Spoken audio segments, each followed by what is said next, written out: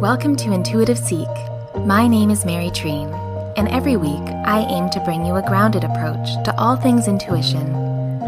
Through personal stories, experiences, and practices, offering energetic reflections to help you discover, connect, and fully realize how your unique power of intuition is your own greatest teacher. Hello, welcome everyone.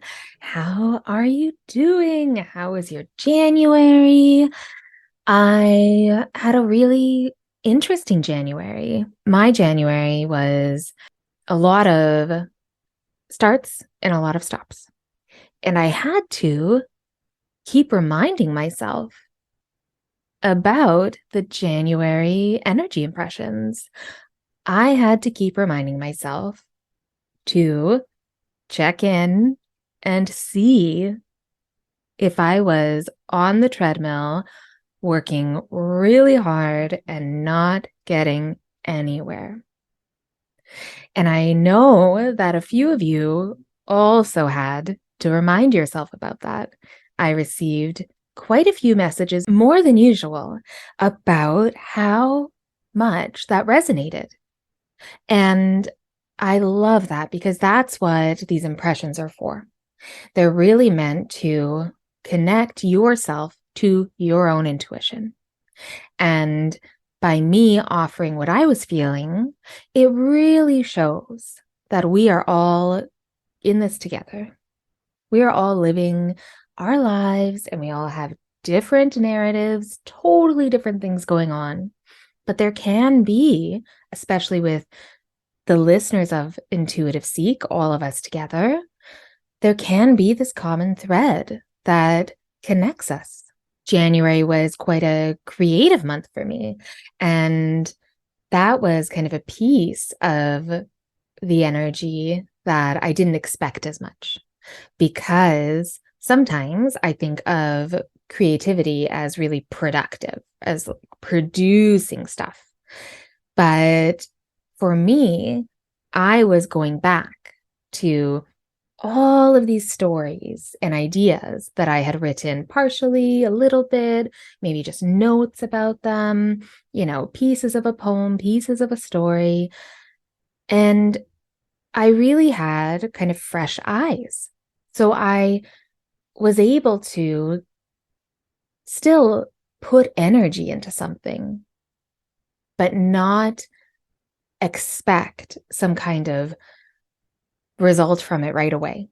And that's probably one of the healthier ways to look at my creativity, to not expect a result from it, that the creativity is a result.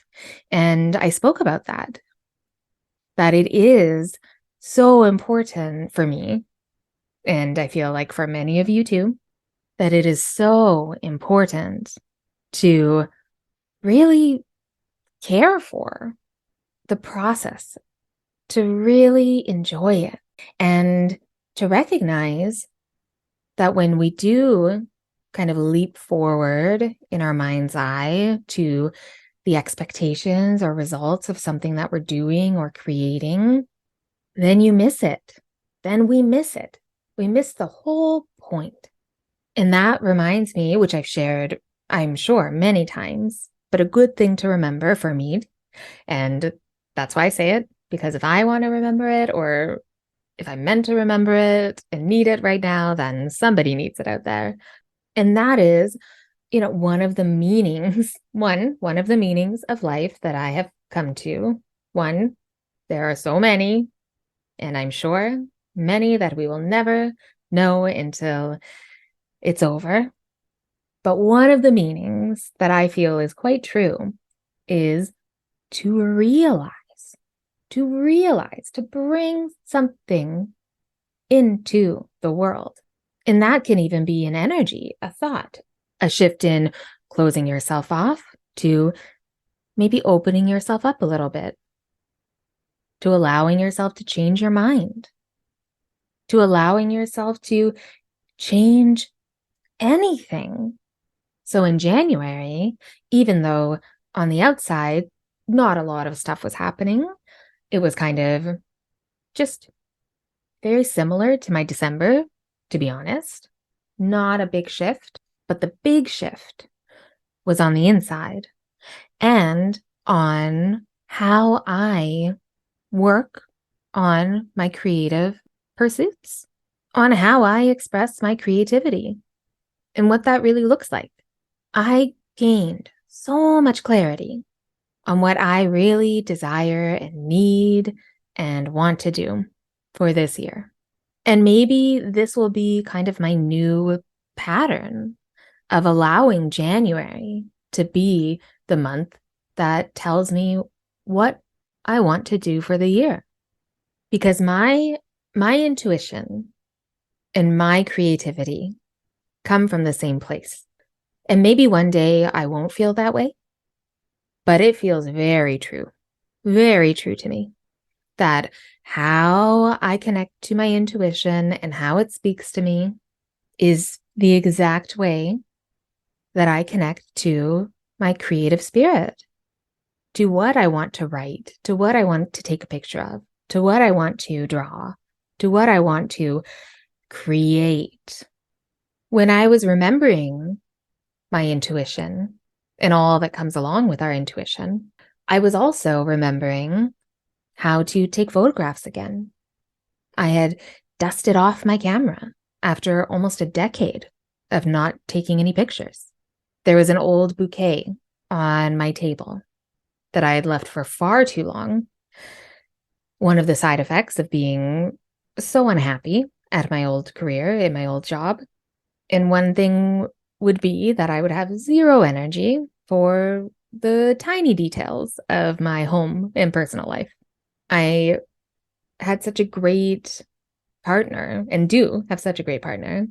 And I would just kind of soak up our time together and just try to restore my energy, try to restore my body. Tell me how lucky telling myself how lucky I am to have, a great place to live and a great partner. And maybe I don't love my job, but that's, 2 out of 3, not too bad. And if you've listened to a few episodes of this podcast, you know that I was in a career for 16 years that I felt in the last few years of it incredibly lost and frustrated. And that made me quite hopeless because I felt this pull because my intuition was like knocking on my inside saying, hello, do you remember me? Let's do something. Let's do something that you actually like.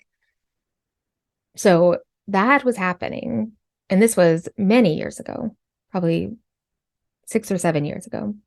And there was an old bouquet on my table that I had totally neglected.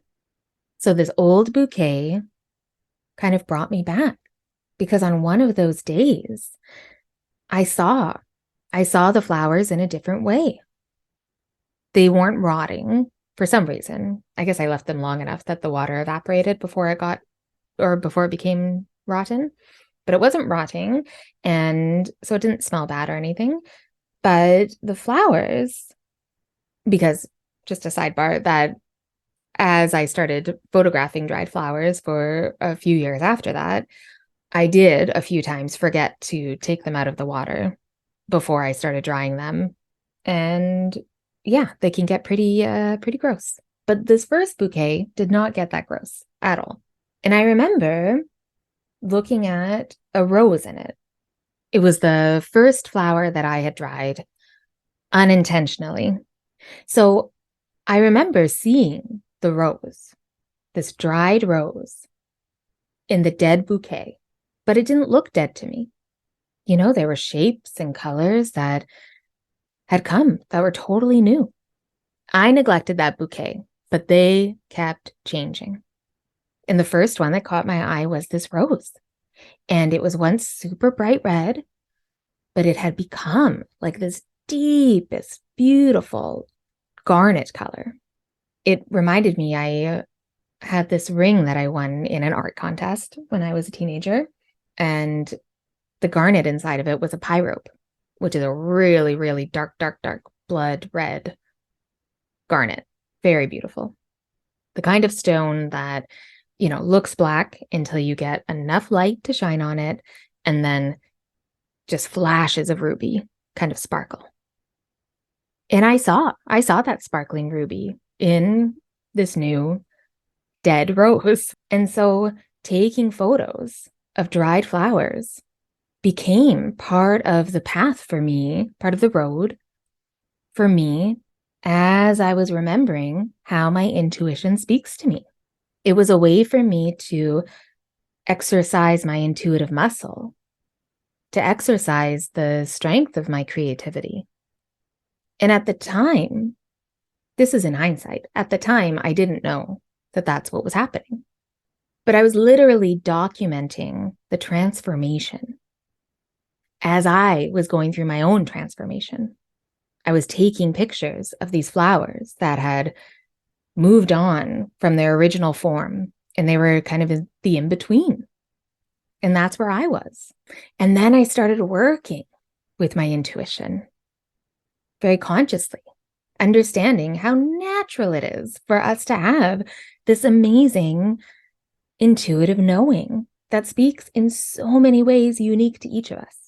And then I started using my intuition for others in my intuitive healing work, in my intuitive energy work. And then somewhere between my flowers and my intuitive energy, and then somewhere between my flowers and my intuitive energy healing, I began to write. I started writing poems. And I had always written since I remember learning how to read and write. I had always written journals, poetry, stories. But these poems were coming very differently. These poems were showing me that, oh, my creativity and my intuition do come from the same place. Because this is the same feeling I get when I'm photographing my flowers, even when I'm editing the pictures. The same feeling I get when I'm writing these words that are really a description of what I'm seeing in my mind's eye as a representation of what I'm feeling. It's all a spiral together. Like, it's so beautiful. It's like a constellation of creativity. And when you reclaim that connection to your intuition, you can also reclaim your creative spirit at the same time, or vice versa. And I've seen it happen over and over and over again. And visual art is something I love to do and take part in and create. But writing is kind of the foundation of my heart. And it's the kind of hardest thing for me to share.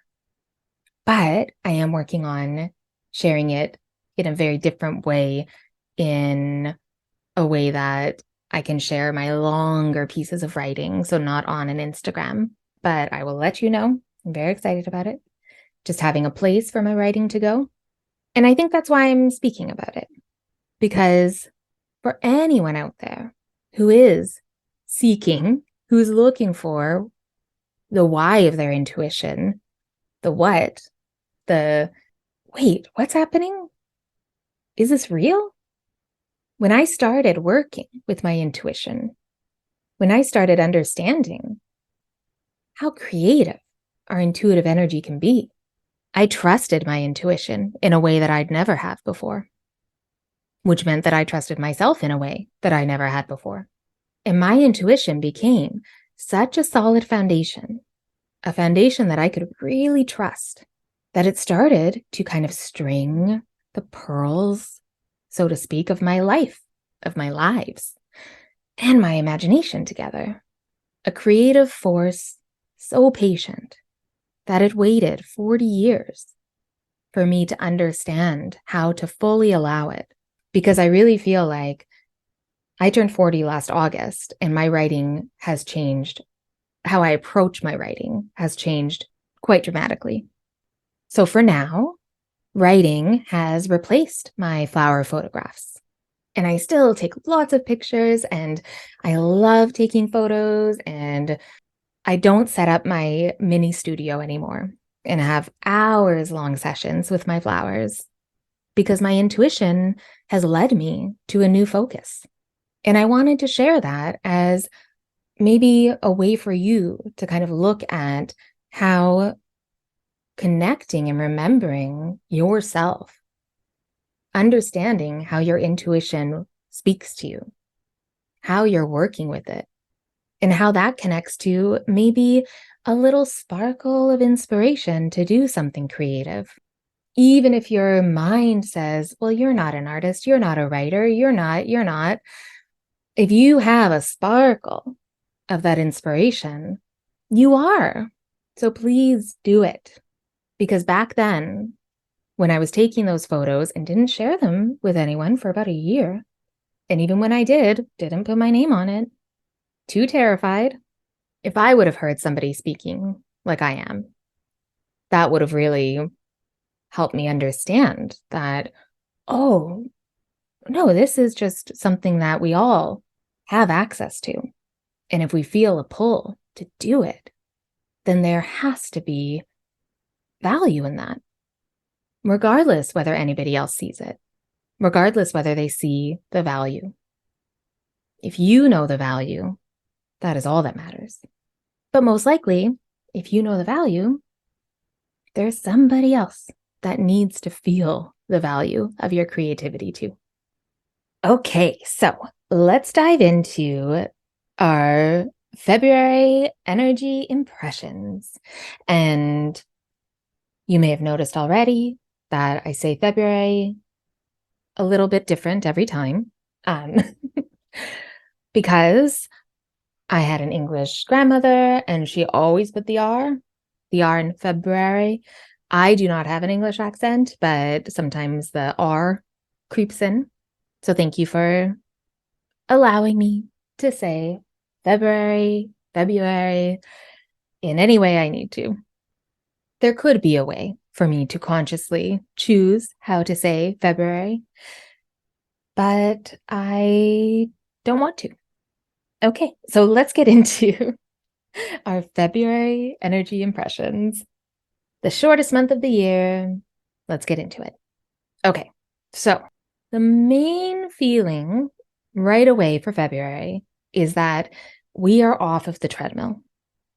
So that energy of putting so much energy into the thing and then it not having the kind of traditional result, or you're not seeing even an inkling of the amount of energy coming back, that feels like it has shifted.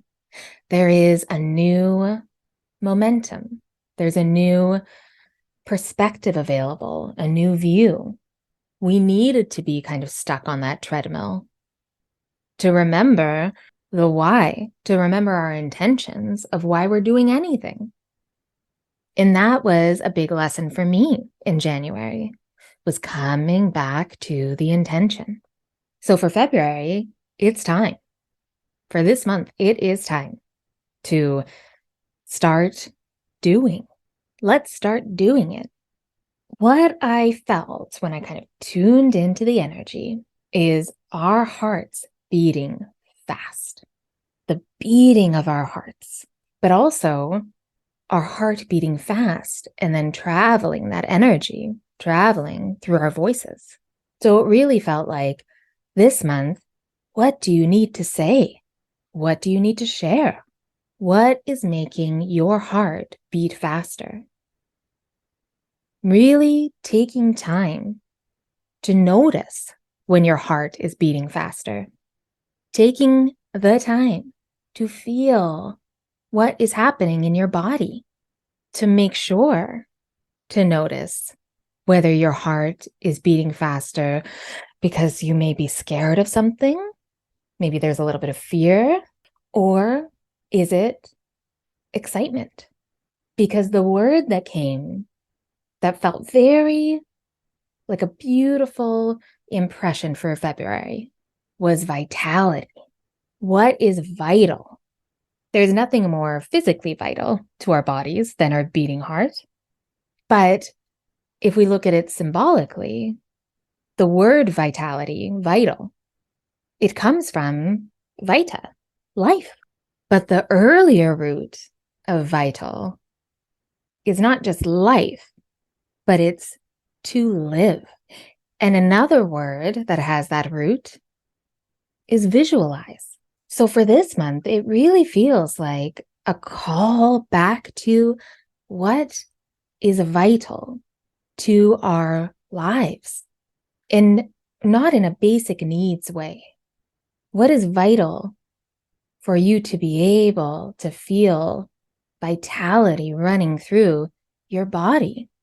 And a way to look at that is to see what takes that vitality away.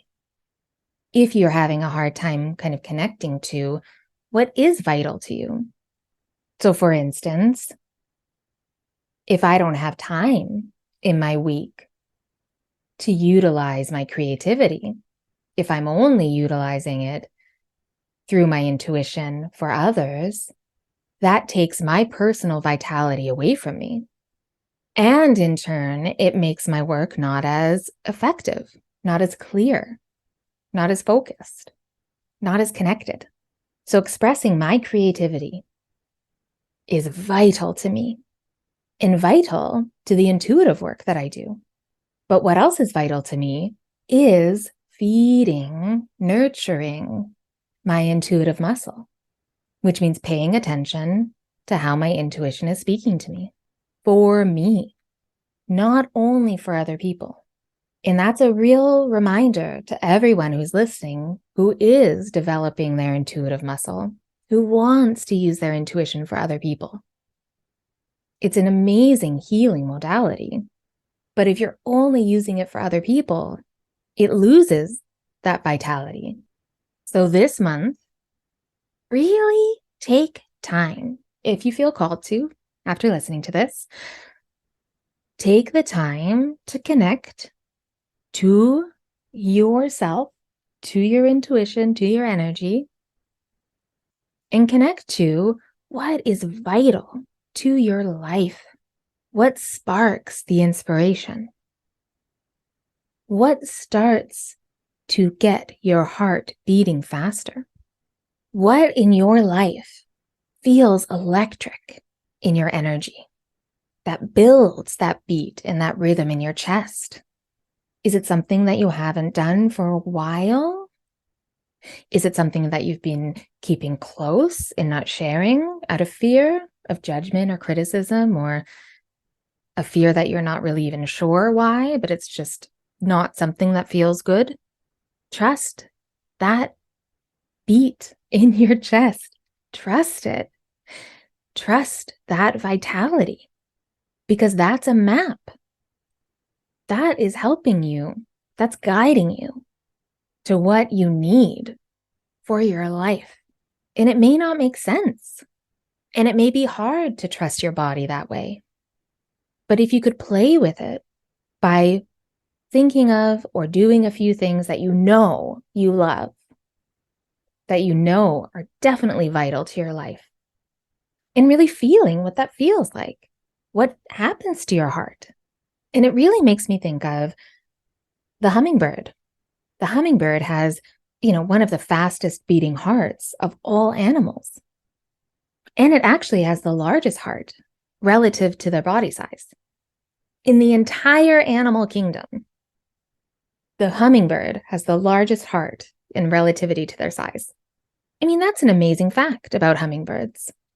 And another thing that I love about hummingbirds, a fun fact that kind of speaks to trusting that beat and rhythm in our chest, trusting when our body gets excited about something, even though we're not sure, uncertain, feels unknown.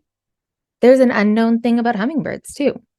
A favorite fact of mine is that scientists, they still don't understand how they migrate, because every winter, hummingbirds migrate. They eat for days. They store up all of that sugar and energy, all of that energy, so that they can migrate to a warmer climate. But they have documented that hummingbirds, these tiny little hummingbirds with the largest heart and fastest heart, they fly nonstop for 4,000 kilometers, which is like over 2,000 miles, I believe. And scientists still don't know how they do it, because they should need to rest and restore their fuel. But they don't have to. They know what they need to get to where they need to go. They trust themselves. And sure, animal instinct, of course, but we're using this as a metaphor. Because guess what? Another way that the scientists kind of say it is, well, they do something impossible. They do something impossible. How can they do something impossible? Well, for us, for what we know in modern science, it doesn't make any sense. But they do it. So I really am taking that. I'm taking that metaphor for February and beyond forever, but definitely for this month. I'm taking the hummingbird's advice on trusting that if we are feeling the call to do something, to share something, if we follow our hearts that way, if we follow our vitality, follow that beautiful beat of your heart, then that really helps move past or with our doubt and our fear. And it can help us at least have the confidence to try to accomplish something, even if it feels impossible. Because when something happens in spite of it not being possible, when the impossible happens, that's a miracle. So this month, how can you trust your heart to lead you to miracles, to something that seemed impossible? And these are not, saint-worthy miracles that I'm talking about, even though, hey, why not? But I'm speaking about little ones and big ones. And don't forget to celebrate them and share them so that you and your heart can inspire other people to believe in their impossible dreams too. I mean, here I am, Don Quixote. Yeah, if you kind of know about Don Quixote, the story, and you could even, there's that musical, Man of La Mancha. They have the song, The Impossible Dream. Listen to it, because that whole song is about reaching the unreachable star, dreaming the impossible dream, no matter how hopeless, no matter how far. I didn't know I knew that many lyrics from that song, but if you know that song, or even just the words that I just said, this is something that is part of humanity, believing the impossible. But why can't that be for you? Why does it have to be on a grand scale? Why can't every step, every little step that we're called to take, if it feels impossible, then yeah, let's do it. Let's reach for the unreachable. Because I feel like one of the lessons from this month or opportunities that is available to us is to learn and really experience something totally unexpected through our actions of reaching for the impossible dream. Because maybe that dream that we're reaching for is not actually the thing that is vital to our life. But the thing that we learn or find or discover or create along the way of reaching for those miracles, that's the miracle.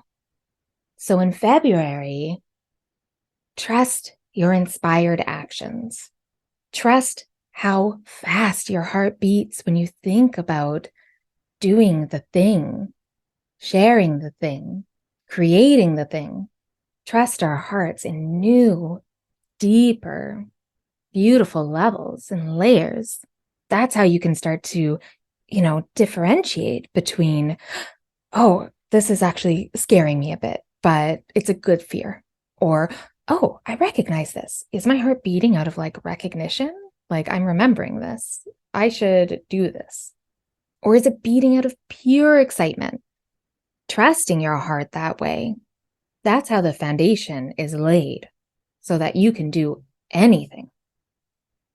And as you know, I really feel that when we do the thing that we feel called to do, it's beschert, it fulfills our destiny, and therefore fulfills the destiny of the world. So there's a bigger picture in this. And sure, maybe it's not groundbreaking to talk about the heart for February. Just thought of that right now. But that's okay. I'm okay with that. Because the first impression that I felt and saw in my mind's eye, my imagination showed me through my intuition a physical heart beating fast, pumping blood, giving life to our body. And what does our body do when it's alive? It does stuff. It moves, it acts, it creates. So I hope that this month you really trust in a whole new way to do that thing that is authentic and unique to you, and share it and say it and sing it and draw it, create it, realize it. Realize it in a way that you never have before. Realize it in a way that feels like a miracle when you look back at it. And if you want to dive a little deeper and you want to get your journal out and kind of really connect to your intuition, here's an intuitive prompt for you. I really feel like this one will be good for the month. I did ask more throughout the episode, so use those too, please. I know I will be. But one question to journal about, and you don't have to always journal like writing. You could also, if I haven't mentioned this before, you could answer these questions in a voice note to yourself if it really works better for you that way, to kind of speak it out. But the question is, or the prompt, write a letter to yourself from your heart, from the energy of your heart. What does your heart need to tell you? So you're not writing to your heart. You're listening. You're allowing your heart to speak to you. What would your heart say if it wrote you a letter? And I would love to hear how that goes for you. And thank you. Thank you so much for listening to this episode of Intuitive Seek.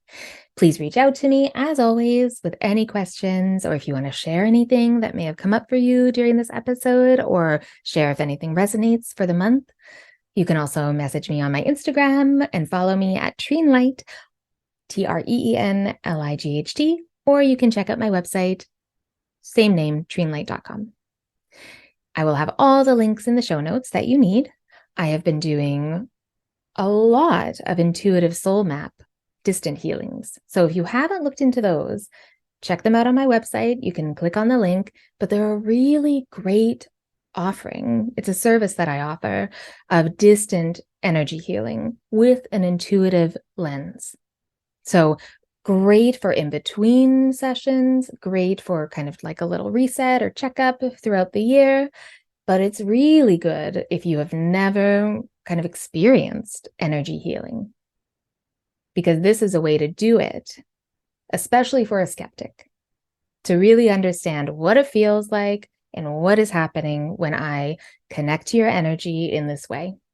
But just check out my testimonials if you're interested in kind of the results of energy healing, because it's different for everyone, but it is so effective to create a beautiful harmony in your life. So thank you again for listening and taking the time to listen. I know that time is the only thing that we can't get back or buy. So thank you. Be kind to yourself, and I'll talk to you soon.